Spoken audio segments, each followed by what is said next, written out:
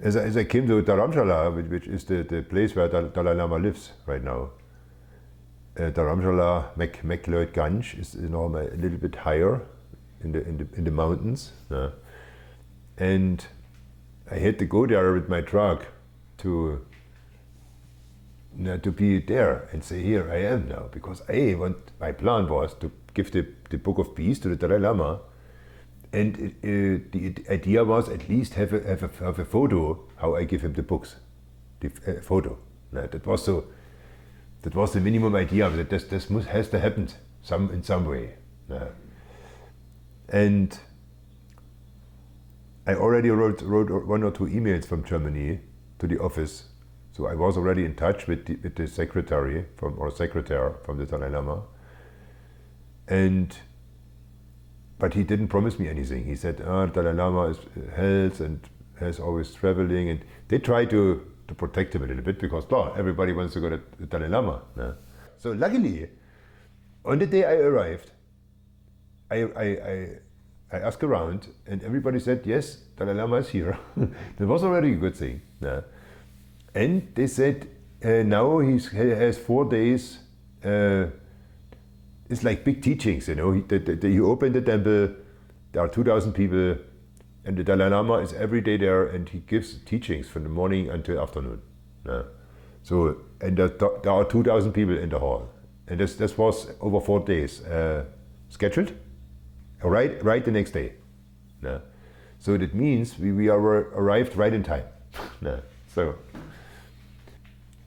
anyway, the Tenzin Takla was talking to us, the secretary, in that day, and said, look, I don't know what we can do. He said, I will try to organize at least a picture. Okay. But I cannot promise exactly the time. He said, sometimes, next days maybe. So I was not sure, but I know the Dalai Lama was there, so he will send me an email. And I said, look, I said to him, hey, I want to do a little interview, because I need a message for our children in Germany. Because this is what I want to bring, And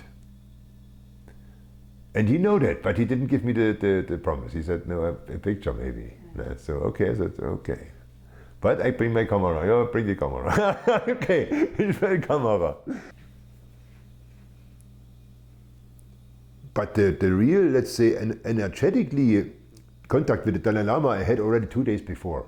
Out of not knowing, I didn't know what happened, but it happened. So, because I was making movies in the hall, because I talked to the authorities. I said, I need you to make movies. And the Tibetan people, they are very generous, they don't make much problems. So they gave me a little press card, so I could make a documentary, in the hall. So I made a picture from the people, and a bit movies. And claro, I tried to make some movie from the Dalai Lama, because he was there. He gave the speech, the teachings. But he came in every day and also out. For lunch, he get out. So, and on the first day, lunch, I know he's getting out now. I was staying right there on the, there was a little bend, you could not pass. And I was staying right there on that bend, and behind me was a little wall. And next to me here was sitting an old woman, maybe 85 years. She was sitting on a chair. And I was there with my camera, because I was making a little bit some shots. And I know he's coming now. He has to come the next 10 minutes, because you can just, So, and there was already the car coming, because they put him into the car, because Dalai Lama could not work so good anymore. And anyway, he came down the stairs, and along the bend, and there were the people there, claro, there were a few people, maybe 20, 30 people, I don't know how many. They all want to go to the Dalai Lama, because this is the thing, Dalai Lama. So when the Dalai Lama gives you the blessing, this is a good thing, what I mean? For the Tibetan people, this is very important. And I was already also infected from the energy there, because you get it, because you see the monks, you see the nuns, you see how they do, how humble they are, how they dedicate themselves also to this kind of stuff, Anyway, the Dalai Lama came here to me. I had my camera here. I was going back because I know he's coming around closer. And because he wants to go to that woman.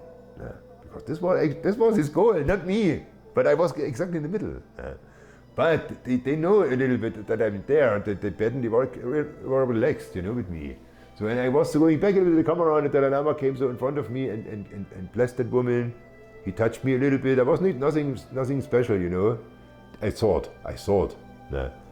And then he get up, the camera down, he walked to his car and could get into the car. But at that moment when he was driving away, I was like absolute breaking down. I broke down completely. I was crying. For me, and I sang at least 20 minutes. I didn't know exactly what happened to me in that moment. It was like a emotional breakdown in a positive way, actually. It was there came some pain, claro, there came also pain, but it was a relief, it was a relief in that moment, and happy to be there and to reach that goal now after all that, the journey and the stuff, And that was the first big thing, and the second, then 2 days later, the meeting, the official meeting with the Dalai Lama. It was actually his secretary gave me the chance to do that, because when he came down with the car, down the little pathway, his secretary came to me and took me on the side. He said, "You come on the side," because he knows what's going on. So the car stops, the door opens, the Dalai Lama goes out. I was there. I see the Dalai Lama. Okay, but he goes first to the group, because they guide him a little bit, They say here lang, there. So, and the Tenzin Takla, the secretary, when something happened, he's next to the Dalai Lama and tell him in his ear what's going on right now. So, and he was there with this, there was an English missionary, and there was noch two other people, and the 3 people from Taiwan.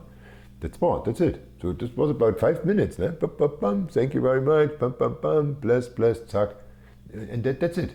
But then he came to me, because I was the last one.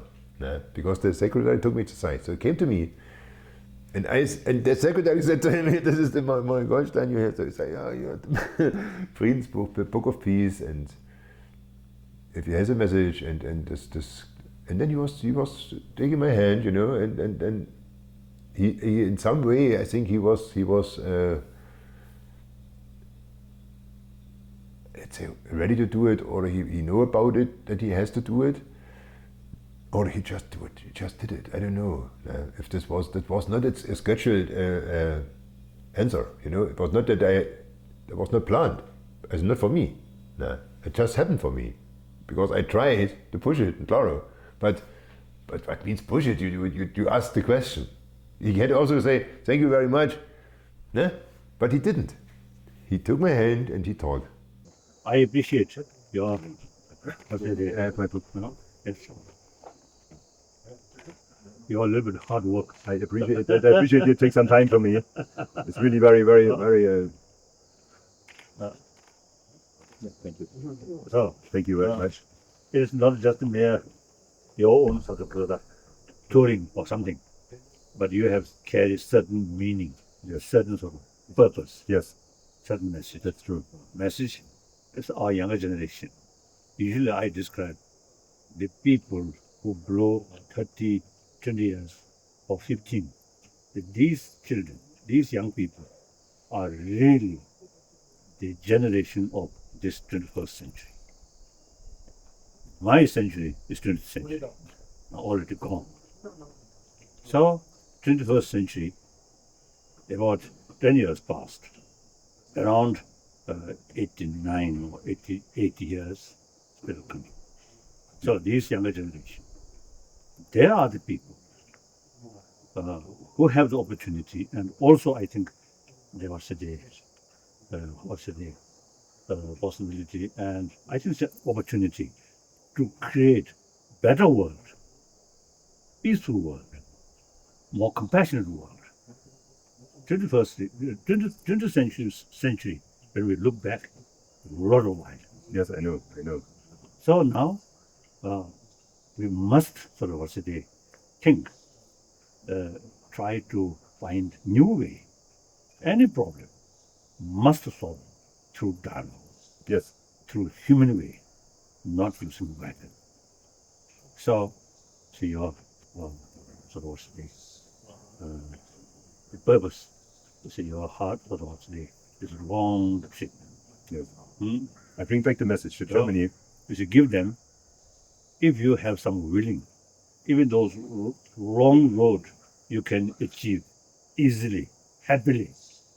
So our goal, this 21st century should be peaceful century. Long sort of what's it? Long journey, but very possible. Yes. Achieved. Yes. So everything depends on their determination and clear vision. Okay. So tell them. I go ahead and bring them home.